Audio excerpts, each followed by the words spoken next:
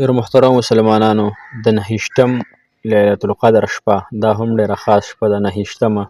په دې ته هغه عمل هم کوم چې رسول الله مبارک ښودلی دی. ګوره بعضې وظایف داسې منګڼت وي، په هغې سره دا موږ چې ډېر وظایف کوو زموږ حاجات نه پوره کېږي که نه. دا اکثر دا وجه وي چې وظایف داسې کوو چې منګڼت وي، لکه حقیقت یې نه وي معلوم که نه.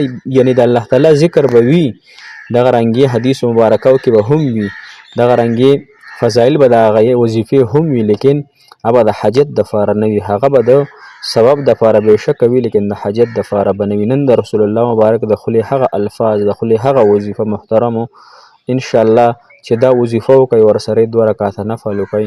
او کم حاجت چې دی نو دا زه نه وایم، دا رسول الله مبارک فرمی چې د چا کم حاجت وي او هغه نه پوره کېږي نو دا اسانه وظیفه وکئ. دغه الفاظ ووایئ محترمو، 2 رکعته نفل وکئ. او 9مه شپه هم د لیلة القدر خاص شپه ده، یعنې په هغه اطاقو ناتکو شپو کې شمارلی شوې ده، کومه چې 21مه ده، 23مه ده، 25مه ده، دغه رنګې 20مه ده او 9مه ده. نو بېګاله انشاءالله 9مه شپه ده د لیلة القدر.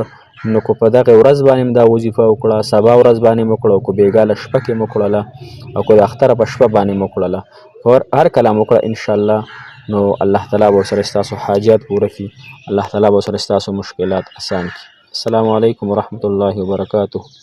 ډېر معزز محترم او قابل قدر مسلمانان او خویندو، هغه مسافر کوم چې بهر وطنونو کې د الله تعالی د ټولو مسافرو حامی او ناصر مددګار شي.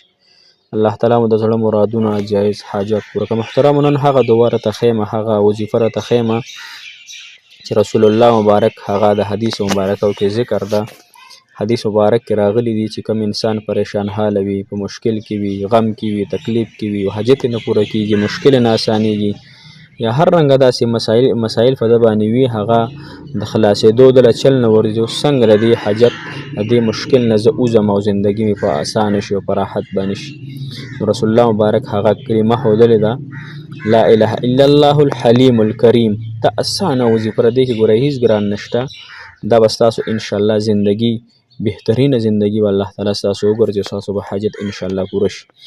ګورئ طریقه کار دا دی چې په دغه شپه باندې، یعنې بېګانۍ شپه باندې، نن چې کومه شپه ده په دې شپه باندې یا په دغې ورځ باندې یا سبا شپه باندې یا سبا ورځ باندې، دا 2 ورځې دي او 2 شپې دي، په دې باندې تاسو خامخا دا وظیفه وکړئ. طریقه کار یې دا دی چې لومبی د 10 رده مخوسم اکثر مونږ کوو، نو 2 رکعته صلات حاجت مونځ وکړه، الله خالص د حاجت دپاره دا مونځ کوم چې زما پې دا حاجت پوره شي. صحیح شوه.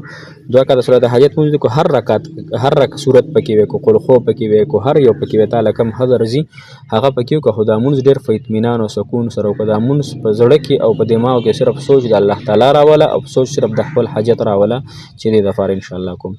د هغې نه پس محترم مسلمان په خپل ځای باندې کښېنه، درود شریف ووایه 100 مرتبه په رسول الله مبارک صلی الله علیه وسلم باندې، په مینه او په اخلاص او په محبت باندې.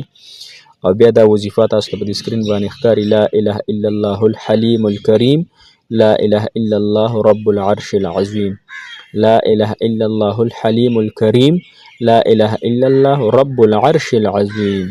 محترم مسلمانان دا دومره بهترینه وظیفه ده او مسنون هم ده، مسنون طریقه دغه د محترمو، یعنی چې دغه خپل حاجت دپاره وویلی شي چې څو کرته دې ووي، کو دې 200 وي، کو دې 100 وي، کو دې 50 وي، کو دې 21 مرتبه وي، کو دې 1 پیره وي، څونه دې وي، خو تا کې اخلاص شته، اخلاص تا کې د الله تعالی نه غوښتل شته، تا کې د الله تعالی رضا شته، نو هغه رضا او اخلاص به د انشاءالله په دې وظیفه کې کار آمد کېږي. نو انشاءالله دغه ټولو حاجتونو دپاره، مشکلاتو دپاره دا تاسو خامخا وکئ انشاءالله. او دا ورځ او شپه ډېره زیاته قیمتي ده، نو موږ ته هم په دې کې ډېره دعاګانې وکړئ چې الله تعالی په موږ هم خپل خاص رحمت ووري، په تاسو هم ووري، الله تعالی تاسو هم حاجات پوره کړي، زموږ هم پوره شي انشاءالله. ډېره دعاګانې کوئ، موږ ته ډېره دعاګانې کوو. جزاک الله خیر، احسن الجزاء فی الدنیا والآخرة. السلام علیکم ورحمة الله وبرکاته. فی امان الله. د لوی الله جل شانه په نوم باندې مسپارم هغه کریم الله چې ډېر زیات سخي دی، ډېر زیات ورکوونکی الله دی، په خپلو بندګانو باندې ډېر زیات مهربان دی، په خپلو بندګانو باندې ډېر زیات یعنې مین دی. محترم هغه رب دی زموږ ستاسو تمام حاجتونه